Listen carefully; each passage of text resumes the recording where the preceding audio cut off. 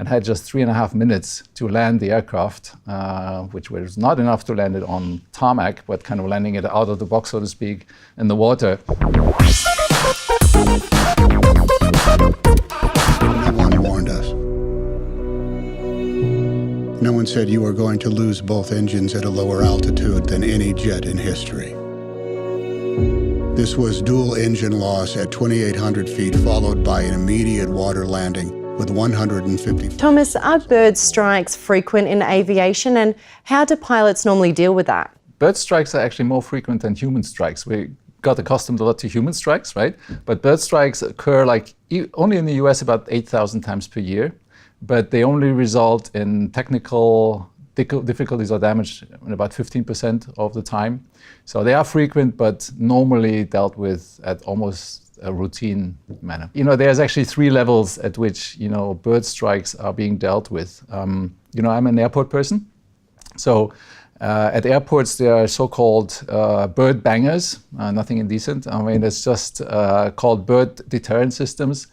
So these are cannons meant to deter birds, right? Geneva Airport, for instance, uses them routinely like any other airport. So that's level 1. Level 2 is at the technical level. So aircraft engines, jet engines, are only certified provided they can withstand birds of 2 kilo weight, right? They are actually projected into engines in a test phase.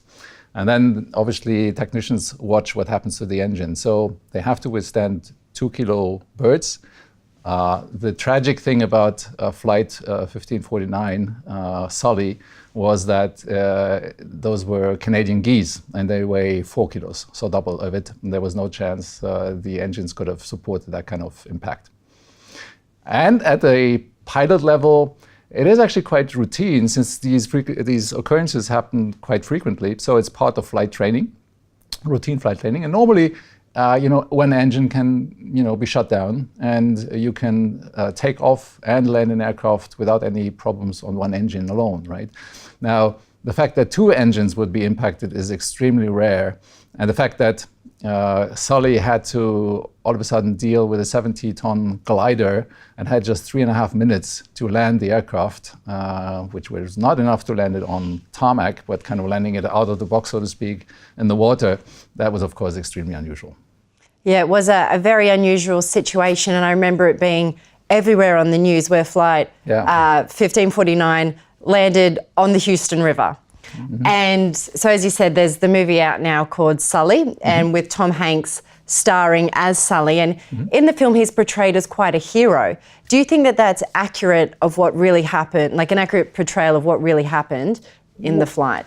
Yes, you can say so.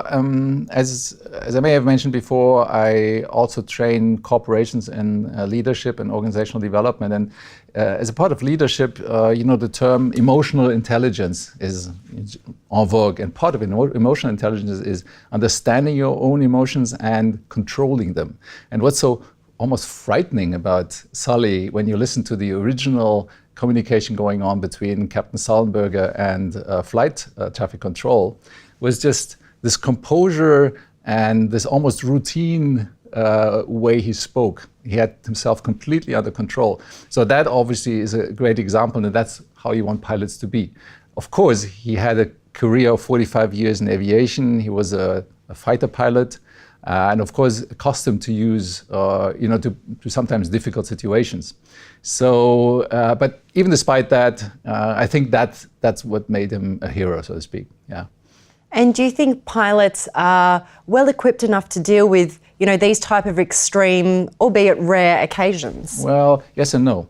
As a matter of fact, 2 engines out, so 2 engines failing is part of some of the simulator training.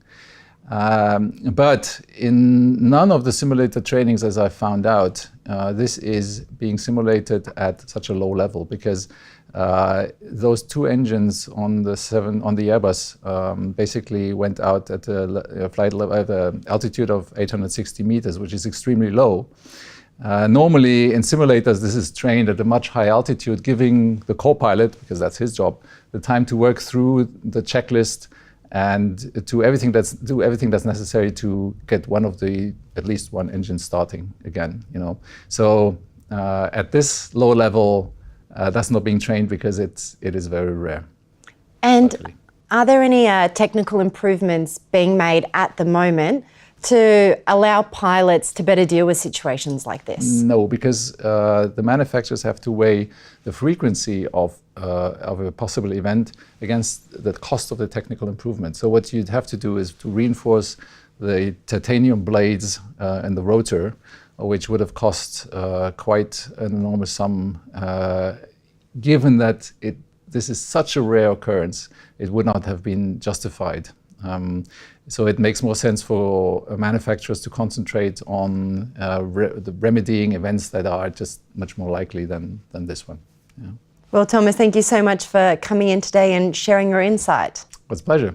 That's all from myself and Thomas today. But if you like this interview, be sure to give it a like and comment on our website, dukascopy.tv.